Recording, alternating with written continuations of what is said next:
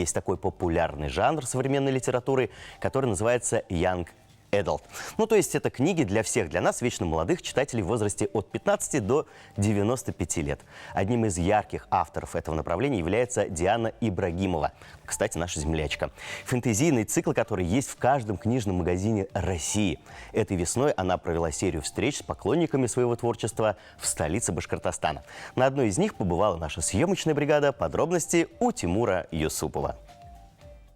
Издательство «Росман», которое известно большинству читателей за первое классическое издание цикла Джоан Роулинг о Гарри Поттере, в 2017 году устроило большой литературный конкурс «Новая детская книга». И первое место на нем занял роман «Дети черного солнца», признанный лучшим среди огромного числа кандидатов. Автором книги была Диана Ибрагимова из села Маячный Республики Башкортостан. Богата наша родина талантами.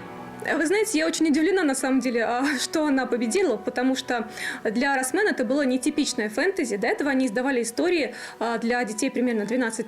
А Сетеры – это философское фэнтези, очень сложное, очень витиеватое, со множеством главных героев.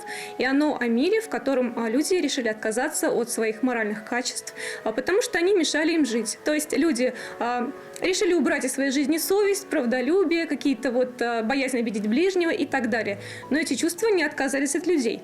Вы знаете, сейчас на самом деле большая часть аудитории Young Adult – это именно взрослые люди, которые перестали этого стесняться. Потому что все мы любим вот эти истории про первую любовь, какие-то первые отношения, первые проблемы, первые кризисы, с которыми мы сталкиваемся. И если раньше было как-то не камильфо читать вроде как подростковую литературу, то сейчас люди перестали этого стесняться. У меня есть очень много людей, которые читают меня 50+, например.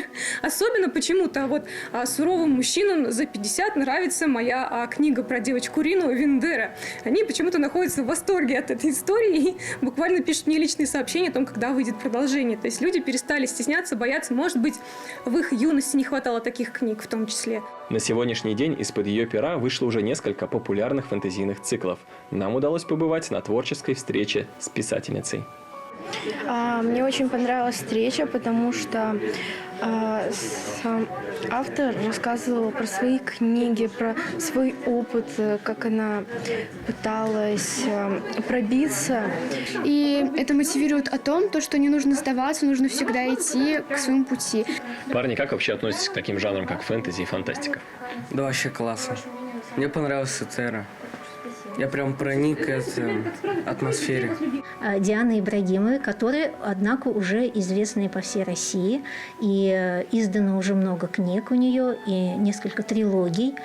И встреча проходила очень интересно, потому что не только книги Дианы Ибрагимовой очень интересные, занимательные и действительно увлекают, причем не только детей, но даже взрослых, потому что в них есть философская основа. Но она оказалась очень интересным человеком. Этот путь очень сложный, очень тернистый, но я хочу сказать, что если у вас есть мечта, и вы действительно верите в себя и стараетесь, у вас получится реализовать себя в абсолютно любой области. Потому что сейчас писателем может действительно стать каждый. Вы можете быть обычной девочкой из села, у которой нет ни денег, ни связей, но все-таки прославиться на всю Россию как писатель, иметь свою аудиторию, иметь своих читателей и иметь ребят, которые действительно заинтересованы в этом мире, рисуют арты, создают какие-то свои миры дополнительно. И, в общем-то, любая мечта может сбыться.